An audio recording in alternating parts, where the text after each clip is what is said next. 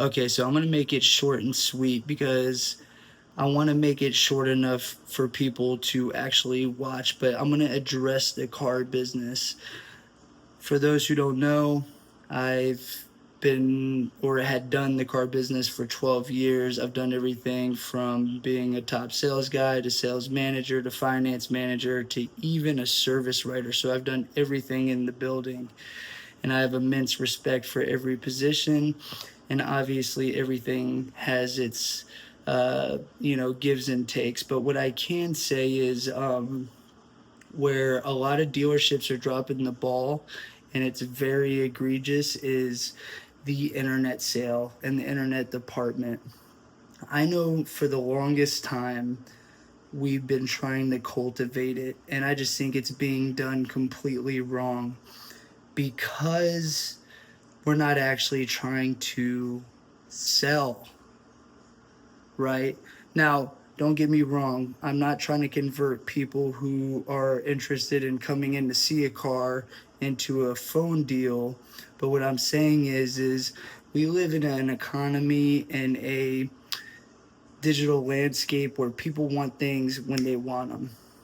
And I say that because when I had my oldest daughter, I couldn't sleep one night and I was going to the gym at 3 a.m. and there was a Amazon delivery driver delivering a package. Okay? So that just goes to show you that people want their stuff. So you just never know when someone's just going to pop up and be like, "You know what? Let's buy that expedition." I know I'm like that, right? For instance, a couple years back, I always wanted to get mahogany brown shoes. And so one day I was like, all right, let's go ahead and do it. So I go to Men's Warehouse, and if you knew me back in the day, I always wore suits, French cuffs, all this kind of stuff. I really got to get back to that. However, now I'm more on the sports side of things, so it's a little different. But I go in to buy these shoes, and I ran into a great sales guy. Um, I go ahead and I pick out the shoes, and he has directed me to a mirror. And the first thing he says is "Oh, have you gotten a belt to match the shoes?" Of course, you got to get a belt to match the shoes, right? And I had said no, so he goes ahead and gets that. Now, when he gets the belt, he comes back over and he already has dress shirts, and he probably already was looking at what I was wearing because I was a big fan of Pronto Umo, if I'm saying that correctly.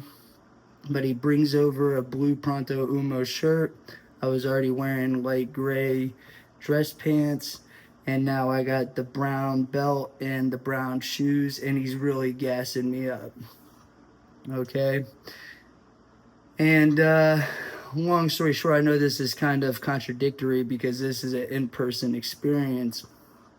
But he did end up getting me to spend way more money than I actually wanted because he uh, he just really created a great experience, and that's all customers want is a great experience.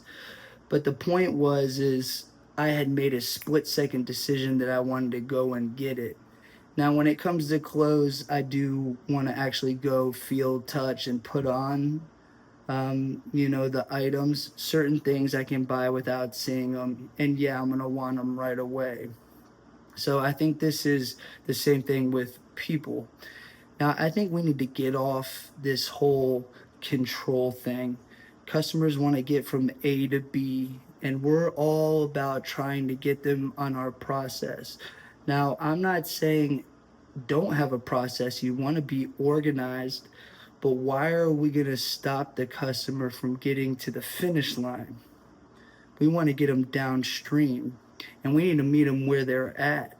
We don't know where in the product life cycle or the buying life cycle they may be. So I think this is where a lot of new salespeople struggle sometimes. But anyway, back to the internet sales. So people will say, well, we don't make as much money over the phone. when people aren't in the store. More mistakes are made. Whatever excuses are made. And I think that's a bunch of bullshit. I think it's because we go into it with biases, right? It's the same reason why you don't want to judge a guy wearing, sweatpants and a sweatshirt with a hole in his pants. He might just be frugal and can buy whatever he wants. By judging an internet customer, assuming they're not going to buy anything, I can see the moods of the internet reps, the finance guys all the time, and they just take their dear old time. And they're not trying to consummate the deal and get it done.